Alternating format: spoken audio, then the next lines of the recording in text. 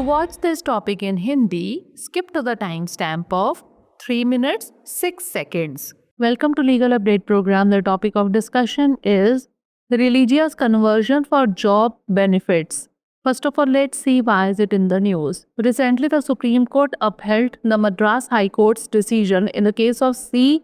Selva Rani versus the Special Secretary cum District Collector and others. The court ruled that a woman who converted to Christianity cannot claim scheduled caste benefits by identifying herself as a Hindu for the sole purpose of availing reservations in employment.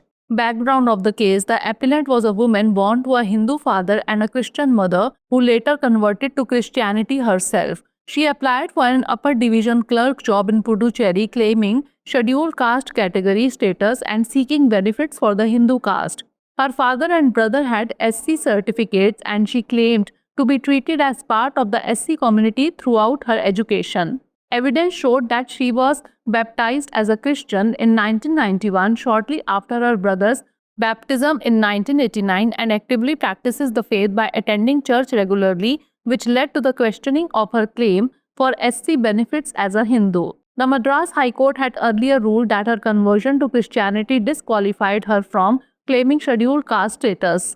Court observation: a bench comprising Justice Pankaj Mithal and Justice R. Mahadevan observed that conversion for the sole purpose of availing reservation benefits undermines the social objectives of the reservation policy. They emphasized that conversion must be genuine and driven by belief in the adopted religion, not to derive ulterior benefits. The court concluded that the woman's claim to SC status was fraudulent and dismissed her appeal, holding that conversion had invalidated her caste and there was no evidence of reconversion. Now let's discuss about reservation. Reservation is a form of positive discrimination created to promote equality among marginalized sections so as to protect them from social and historical injustice. Generally, it means giving preferential treatment to marginalized sections of society in employment and access to education. Article 16(4) of the Constitution enabled the state and central governments to reserve seats in government services for the members of the SC and ST.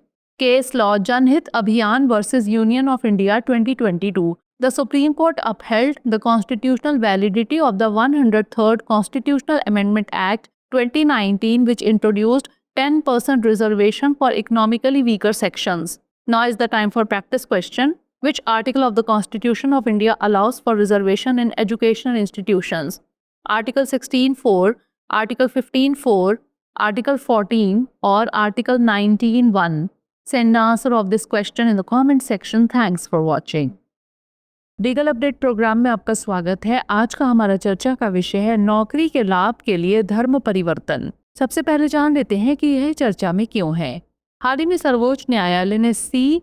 सेल्व रानी बनाम विशेष सचिव सह जिला collector एवं अन्य के मामले में मद्रास उच्च न्यायालय के फैसले को बरकरार रखा। न्यायालय ने फैसला सुनाया कि ईसाई धर्म अपनाने वाली महिला रोजगार में आरक्षण प्राप्त करने के एकमात्र उद्देश्य से स्वयं को हिंदू बताकर अनुसूचित जाति यानी SC के लाभों का दावा नहीं कर सकती।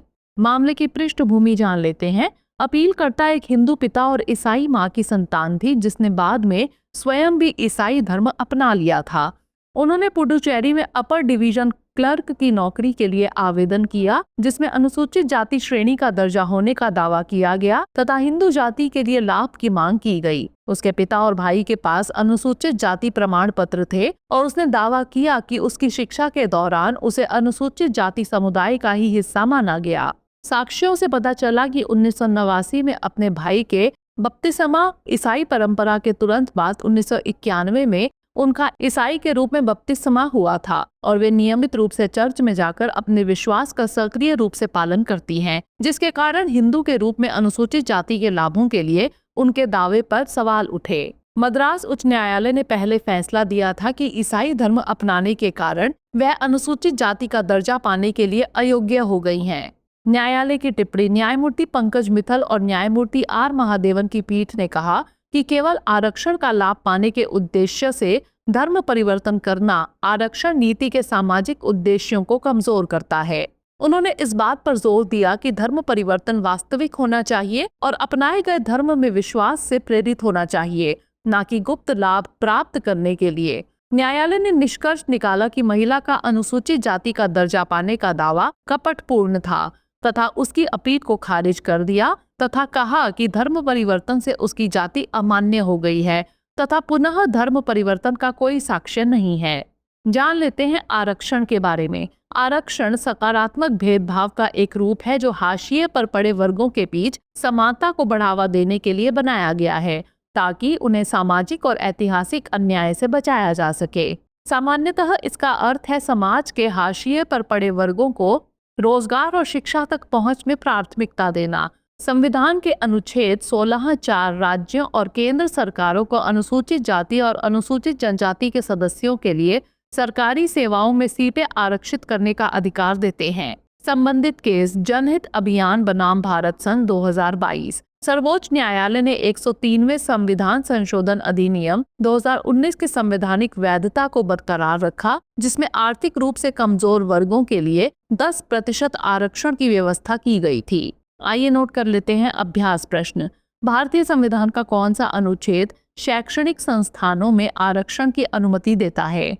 अनुच्छेद 16(4), अनुच्छेद 15(4), अनुच्छेद 14 या फिर अनुच्छेद 19(1)?